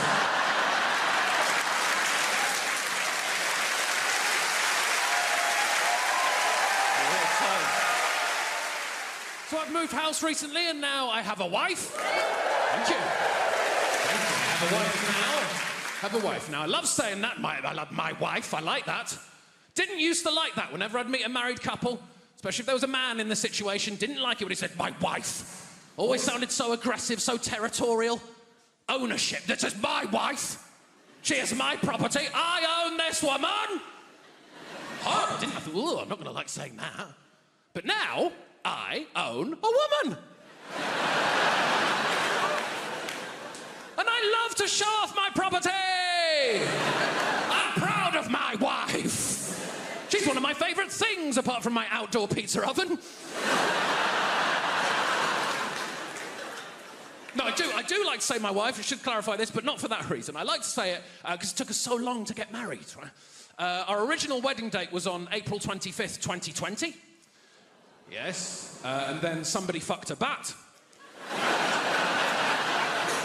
And she caught me doing that and cancelled the wedding. Proper joke! 3 weddings cancelled. 3 weddings cancelled!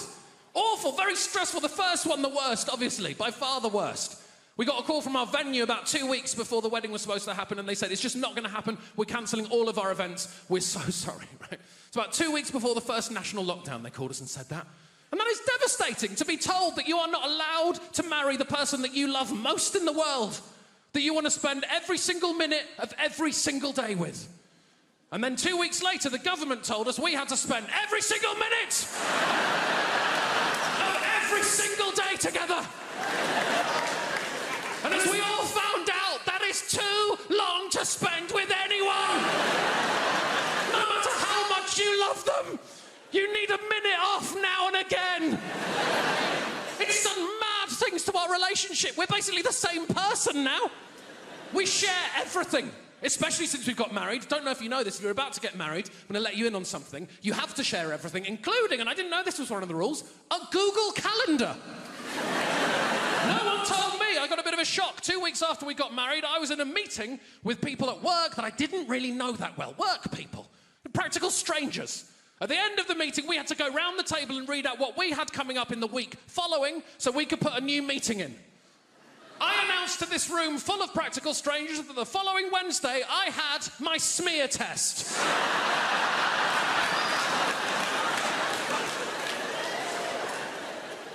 We're on a new level of intimacy I did not know existed.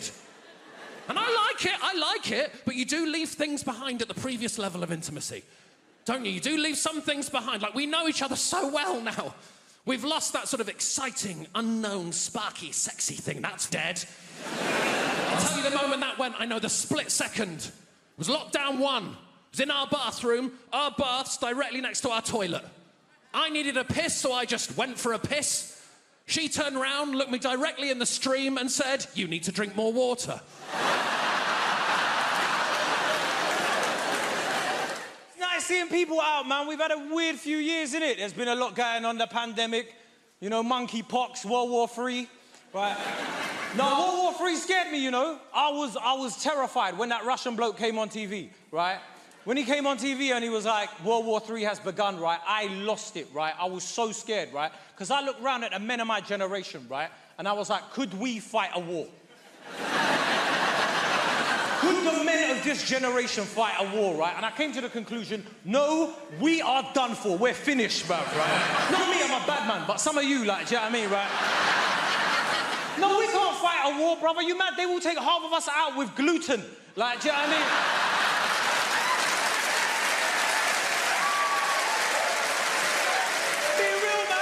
They don't even need to drop bombs, they'll just drop blue top milk over the front lines, right? Just see all of us just shitting everywhere, like, crying like, where's that gender neutral toilet? Shut up, it's a war, bro!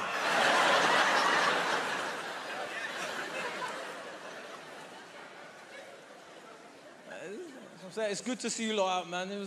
That whole thing was scary, man. Do you know the scariest part of that thing? The mayor of London came on TV, right? And he was like, London is well placed in case of a nuclear attack. I was like, are you out of your goddamn mind? There's leaves on the track and we're done for. Forget a nuclear winter, we can't survive autumn, bruv, right? It's nice seeing you guys out, man. We've had a weird few years, man. Monkeypox is on the horizon, right? There's going to be no anti-vaxxers when it comes to that one, is there? Right? As soon as you see a massive pimple that big on your face, you're like, yeah, inject it, bruv. Do what you want, right? The thing with COVID, we had everything in it, right? Like, people were talking about the vaccine. Like, there was people on both sides that I didn't understand. Like, I don't care if you're vaccinated, just have a good reason, because I didn't get both sides of it. You know, you had pro-vaxxers and you had anti-vaxxers. Are there any anti-vaxxers in?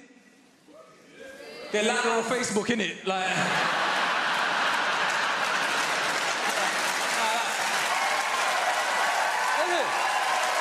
Like, you Facebook, innit? Like, Bill Gates, he's taking your soul. You lost sheeple. All right, shut up, man. Right? I don't get the pro-vaxxers either. You know, like, where they're like, there's absolutely no reason not to get vaccinated. There's absolutely no reason. It's like, of course there is. There's reasons for some of the most horrendous things in the world, like listening to R. Kelly's music. Do you know what I mean? Like, there are reasons. What, you're going to tell me there's no reason to listen to R. Kelly's music? Are you mad? Right? What, you want me to never watch Space Jam again? Are you out of your mind, bruv, right? Listen, there's reasons to listen to R. Kelly's music. As much as you want to deny it, there's reasons, right? Say you're in a Squid Games type scenario, right? And the challenge is to play a song that a diverse audience is going to sing along to, yeah? I don't know about you lot, yeah, but I'm picking Ignition, innit? Right? Don't go home and say, I told you to listen to R. Kelly, by the way. He's a piece of shit. Don't listen to him, right? Nice. I don't care whether you're vaccinated or not, if I'm being honest, right? As long as you have a good reason, right? As long as you've got a good reason, I don't mind what you want to do with your life, man. It's your life, do what you want, right? And I'll tell you what I mean, because I've got a lot of friends, man, like, that are like anti-vaxxers and stuff as well. Like, I was talking to a couple of my mates about it, right, when it was all going on, and I was like, bro, you're going to get vaccinated? He was like, no. I was like, why not? He's like, no. Come on, bro, man, that's not a reason, man. Just talk to me, man. Let me know. He's like, no, you're going to turn it into a joke. And to be honest with you, wonderful foresight on his behalf, right? Like, I'm the sort of person who'll spend their wages like their winnings. You know what I mean? Get all excited. I just get so excited. First half of the month, I'm getting my nails done, champagne brunches, buying a second-hand jet ski I found online. But I forget about the second half of the month. We all do, don't we? And it's bleak, innit? Isn't it bleak?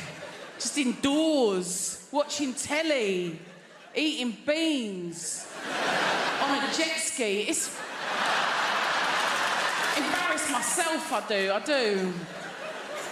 I love it, I love shopping, I love it. People save money a lot, not me. I love shopping. It's the pop-up ads. They know me. I don't even resent it. Oversized smock midi dress with pockets, yes please, I'll have another one of them. Thank you, algorithms, love it, thank you.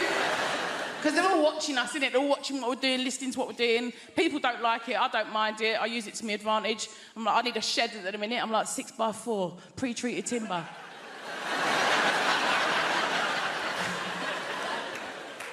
Works every time, but people get paranoid. Don't we right to get paranoid? Like my mum, paranoid. My mum is paranoid. She won't have a smartphone, not a computer in her house, nothing. She's like, they're watching you, Lord.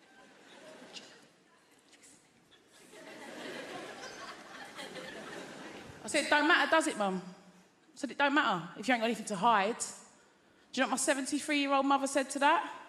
I have. I thought... slow down, top girl. Say nothing. Nutter. She's right, of course she's right. You had to do what you had to do to get through lockdown, that's what I say. Do you know what I mean? People were stockpiling. I've got 3 kids. There was no such thing as stockpiling with 3 kids, let me tell you that. Every other day I was going out for more Jack Daniels. I don't know. It's got to be done though, innit? And do you know what it is? Now we've all got all our freedoms, I'm worried about myself because I feel like nothing's actually as fun as you think it's going to be. Maybe it's me. There's a lot of stuff I don't get, like Brighton and tapas. Maybe it is me. But I feel like other people are pretending to have fun. Do you know what I mean? Spa days. Do you like spa day? I don't think you do. Brunches? Girls, how have we signed up to 50 quid brunches? How has that become a thing, a standard? When did that happen? Not even birthdays. It's mad. I'd rather get drunk with my own scrambled eggs. Do you know what I mean? Holidays? You bothered about a holiday? No, I'm not. Again, I think you like the idea of a holiday. Do you know what I mean? I like looking for them, booking them, actually doing them. Hard work, I think. It's true though, isn't it? Do you know what? I think I would genuinely rather be hospitalised. Can you imagine? Food, drink, drugs brought straight to your bed. Oh, that costs hundreds in Ibiza, hundreds. I'd start clapping for the NHS again, I would. I love it.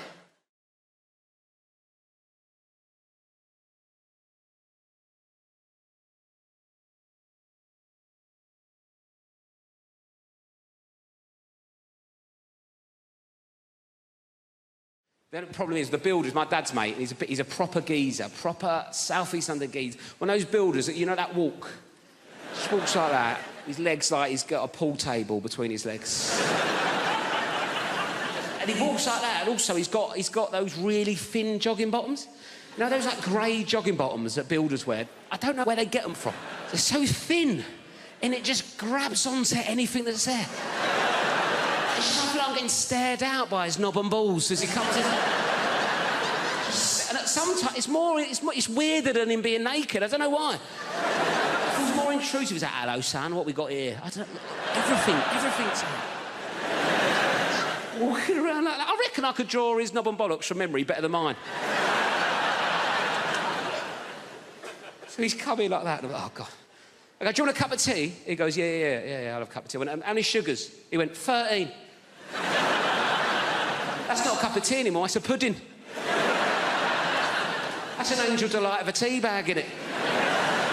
13 sugars, I'd our mate sticking it in. It's about £3 worth of sugar. He's only come round for a quote, it's already cost me. I put 14 in to test him. Give it him. Went, it's a bit sweet, isn't it? You winding me up, you know me on 13, you greedy bastard. Old type 2 Terry's come round and it's a bit sweet for him, is it? When are you going to do this job? I want it done before your foot comes off, all right?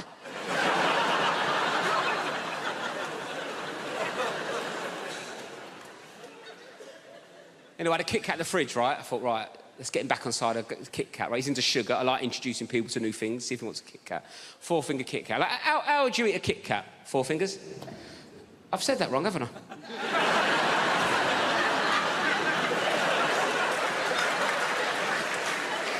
I thought you looked at me funny. Sorry, I said that like it was your name.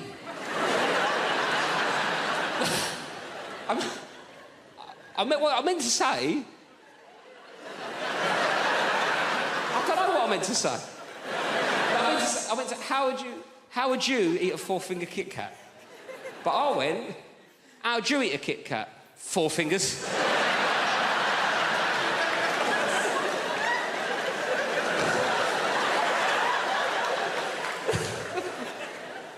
Oh, hello, 4 fingers, how's it going? Who needs thumbs, eh? Me to smoke by the looks of things. Sorry about that. Not an ideal nickname for a young lady, is it, really?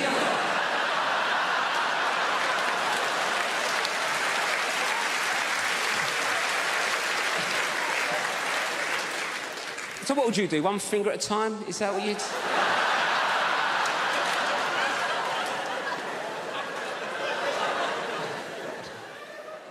Should we start again? Sorry, what's your name? Anita. Nice to meet you, Anita. Sorry for calling you 4 fingers. Anyway, Anita, how do you eat a Kit Kat? That's what I was going for. 1 at a time. 1 at a time, right. 1 at a time's a normal approach to a 4...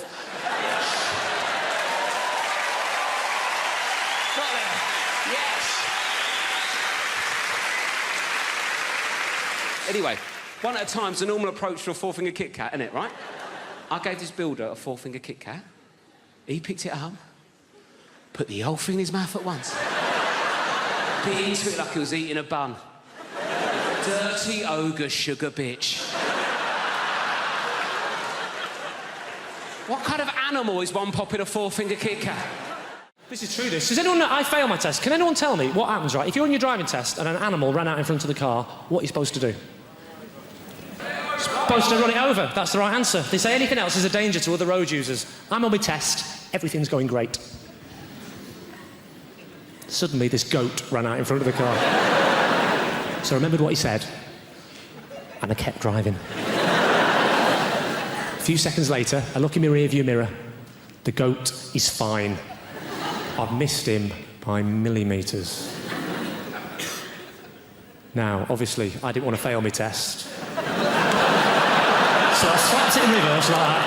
But I must have been chasing that little fucker through that field for 45 minutes before I ran over his head, and he still failed me. Where's the justice in that?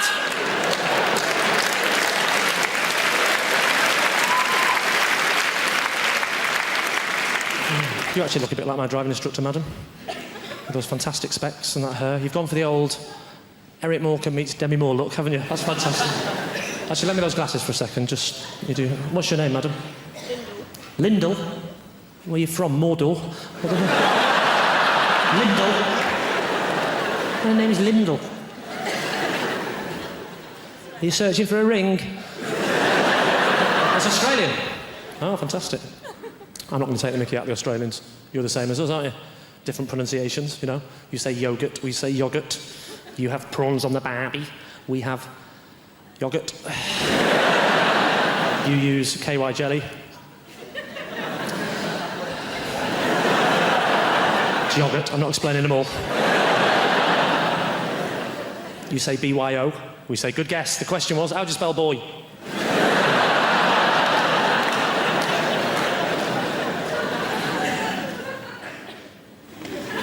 Arsenal. What do you do for a living? Are you a welder?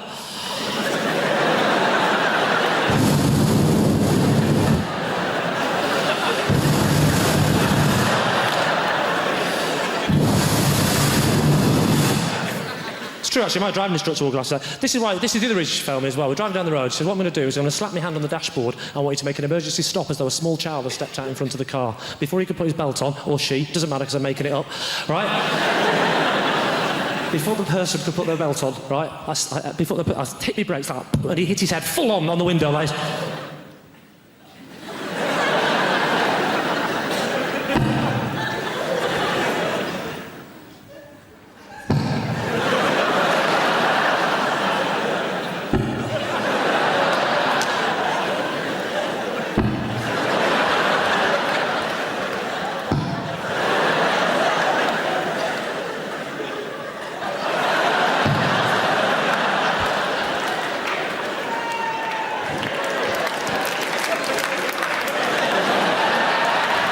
I'll just show it off now. Oh, bad job! Hey! Hey! When he turned around to me, he said, why don't you wait till I slap me hand on the dashboard? I said, there's a child's life at stake here. I haven't got time to mess about with games, mate. Oh, sorry, you didn't see any of that, did you? No, sorry. You were just sat there, weren't you, going, what's he doing? What's that noise? Has he got a kind face? You know, when you're in love with somebody, you rarely see them at work. You rarely see them doing the thing that they do and you can't. It's extremely attractive. Go follow your partner someday to work. If they're having an affair, it'll be a hideous conclusion. But just watch them doing the thing. It's really cool, because you can't do it, they can. You go, I fucking look, you're fantastic, you're glorious. Particularly when they're saving a life. Jesus, you're there going, oh, you're beautiful, I love you, and you're making me look good right now. Yeah, she's my girlfriend, look at her, she's glorious. She's saving her life, trophy bird, right? I had to be peeled off the doctor the day of the mini stroke. Seriously, she was underneath me going, that's very flattering, but could I deal with the situation first, right? And I was behind her going, no, she'll be unconscious for a while, yes.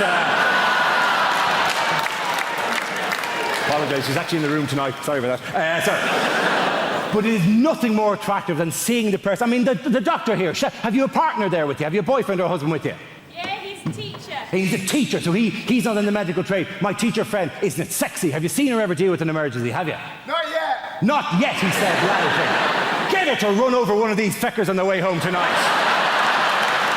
Dude, it's extremely attractive, but the one bad thing is you're very clannish people, the doctors. They have a tendency to hang around together in little groups, right? Okay. My teacher friend, do you have to go to loads of social events where it's just you and doctor? Does that happen to you, my friend, does it? I hate it. Yeah, I know, it's a nightmare. I hate it, he said. I am articulating your pain, my friend. He hates it, ladies and gentlemen, because there's times I've been at dinner parties and it's doctor, and I'm the only feckin' muggles in the room, right?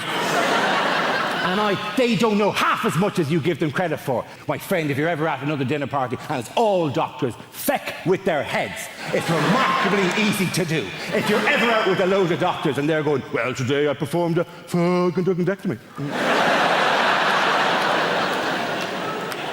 You just go, yeah, but what are hiccups? Exactly.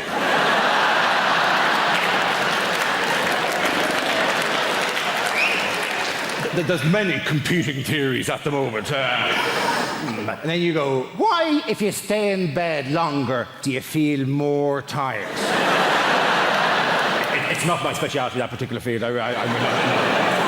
Does time heal all wounds? Who the fuck invited you to this dinner party anyway? What are the Oil of Olay 7 signs of aging?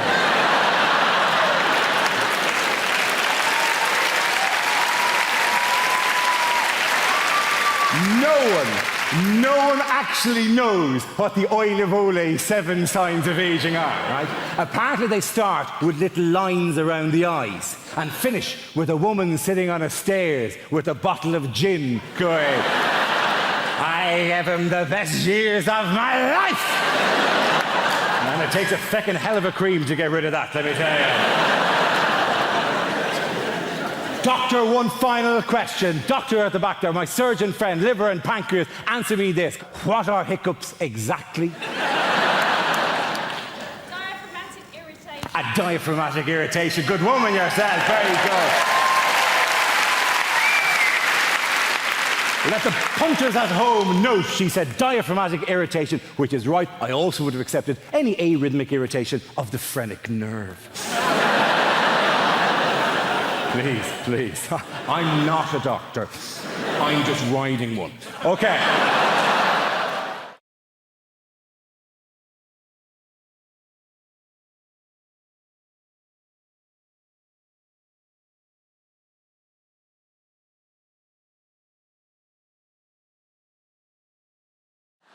I am quite impressed at the number of sports that have been adapted for disabled people, though. It's nice that they are so inclusive these days. I reckon we should go further and adapt versions of classic board games as well. You could play a very special edition of Guess Who, where all the characters had disabilities. No one would ever win, because everyone would be too afraid to describe their character in case they caused offense. The questions would be fun as well. Is your person incontinent? Does your person have crayon around his mouth? Does your person have trouble speaking properly? Is your person Danny Dyer?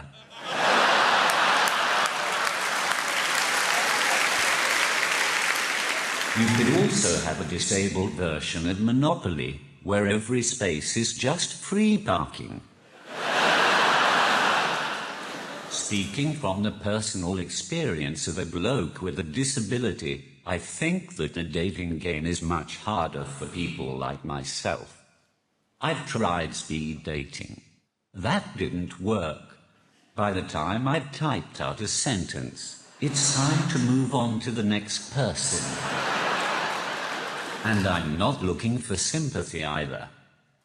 I'm just using emotional blackmail to try to get someone to sleep with me. I'll be in the bar afterwards, if any of you are interested. Yes, even you, sir.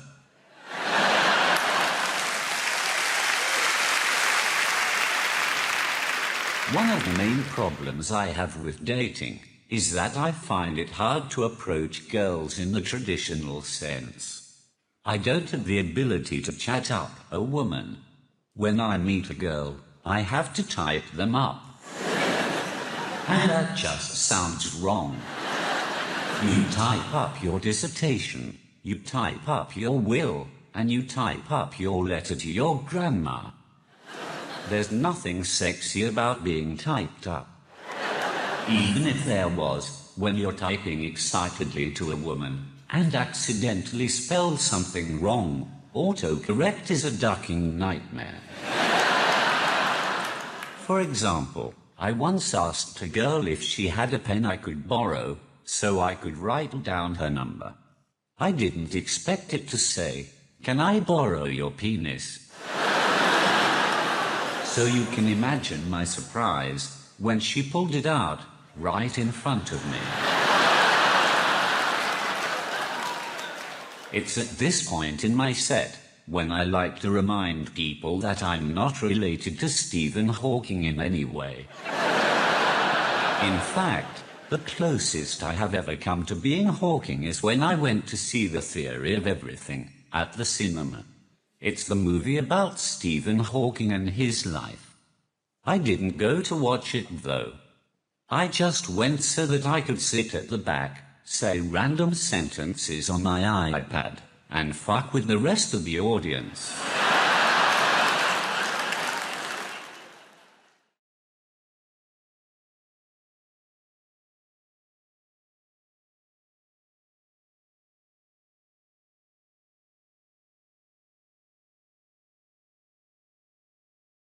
I read this thing, right, online, so it must be true, where everyone who's under the age of 30 is going to live till 160. Like, you look tired now. 160! I don't want to be sat in a flat, leaking, liver spotted. Your ears and nose, they never stop growing. I'm going to be sat there looking like I work at bloody Gringotts Bank, just like... And I think if I get to 160, I'm ending it. I don't know how you do it. What are you going to do? Sort of suffocate yourself with a bag for life? I reckon the best way, and maybe like a toaster in a bath situation, but it'd be one of those like sit-down baths with a chair and a door, and then you have to wait for it all to fill up. You put in a bit of matey for a last bit of luxury, and then you go, oh shit, I forgot the toaster, and then you have to wait for it all to drain. You open the door, you go out onto the landing, down a stair lift, into the kitchen, you go, what the bloody hell have I come in here for? It's never going to happen.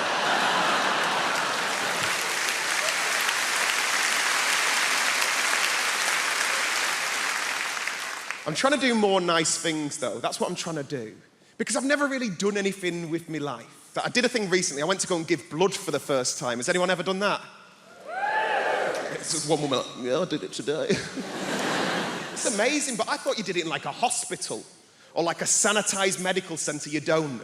You do it in like a rugby club or like a methadone church, right?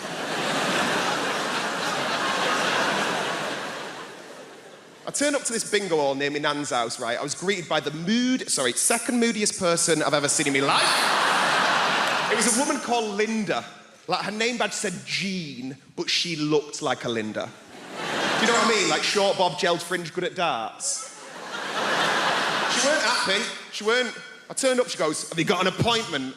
And I went, no. And she goes, have you filled out a form? And I went, no. And then she threw this form at me, and as I'm walking off, she goes, thank you very much for giving blood. We really appreciate it. Giving blood is the greatest gift anyone could ever receive. And I'm thinking, Linda's never been given a slow cooker. So, take this form, I start filling it out. I had to use this woman's eyeliner because Linda wouldn't lend me a pen. Just filling it all out. And as I said, the only reason I went to go and give blood is make myself feel like I'd done something with my life. And instead, I'm faced with all these very serious adult questions. It was things like, have you ever been to Africa? And I'm like, no. And he goes, have you ever had sex with a man? And I'm like, no. And he goes, have you ever had sex with a prostitute? And I thought, I've done fucking nothing with my life. Nothing. Have you injected drugs? Have you smoked drugs? Have you had any treatments in the last 6 months? I panicked. I went, oh, well, me and my mum have had facials off Groupon. Not the right answer. Weirdest question, are you HIV positive? I was like, what? Like, no. Like, if anything, I'm against it. And then they took me off into this room, and there's all these sort of like Sharons and Johns lay on beds with sort of needles in their arms. Like, it looked like a spa day for smackheads. Put a belt round my arm, not even a nice belt. They spanked it a bit, they told me to relax, and then they whipped out the biggest flipping needle I've ever seen in my life, and I just fainted. Completely fainted. I can hear all these muffled voices, and then I can hear Linda's bellowing voice just going, I knew he'd be a fainter. I'm like... By the time I'd come around, all these people are trying to help me out, and Linda just parted them. And her way of trying to make me feel better, her way of trying to make me feel like a proper grown-up was going, would you like a glass of orange juice and a biscuit? I was like, no, Linda, I want to have sex with an African gay man for money. That's what I want to bloody do.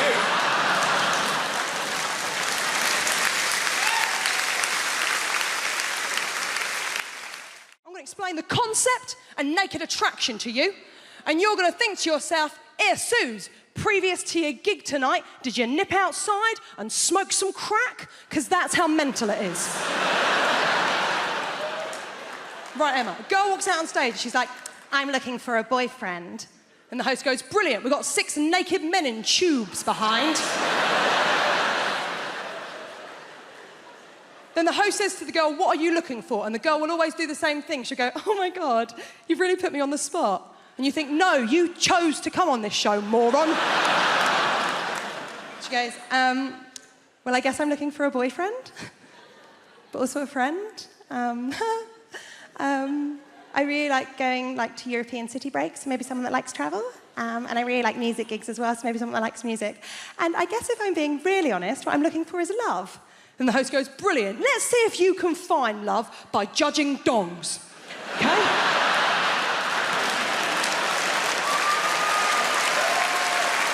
6 naked men in tubes! Okay? Now, Emma, there's a screen in front of all of them. Every round, the screen goes up a little bit more to show a little bit more of the naked body. Every round, one man gets eliminated until the end. She's got a couple of nudie fellas to choose from.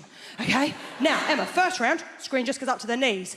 There's always one bloke who's got really rough feet. Really rough. Like he was an extra in The Hobbit. And he just never took the feet off afterwards, right? Now, she clearly looked at them feet and thought, well, them trotters ain't coming home with me, right? And you think, well, that's the end for him. Not the end. They don't shoot him.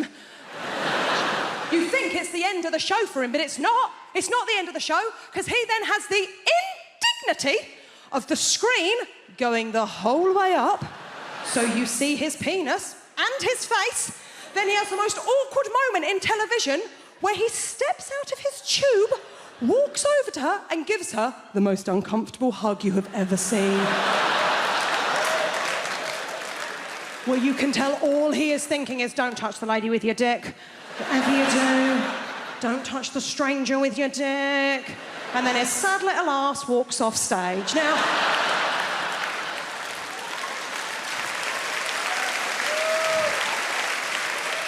the next round, the screen comes up to the waist. And let's be honest, it is the round we are all watching for. It's cock-a-clock. Now, it's not going to come as a surprise to any of you. There's a lot of people in this evening. I bet it doesn't come as a surprise to one person in this room. I ain't seen many willies. I ain't seen many of them. I ain't seen many willies. I ain't seen many. I'm not a connoisseur when it comes to willies. I was straight for a month when I was 18. I don't have the wrists, okay? But even to me, even to the untrained eye, there was one that I was like, oh, there's something up with him. There was something just not quite right about it. They're not meant to have a corner, are they? Halfway through, it had like a proper corner. Now, she clearly looked at that one and went, ooh. She can't do that, can she? She's got to go work on Monday. She don't look a bitch on TV. So instead, she has to do a little lie. Emma, see if you can see where she went wrong. She went, I'm going to have to get rid of number 4. Kind of weird dick. I'm going to have to get rid of number 4 because the way that he's standing, he doesn't really look like a very confident guy. And I'm only really attracted to really confident guys. And I thought, he has his penis out on television. How much more confident would you like this twat to be?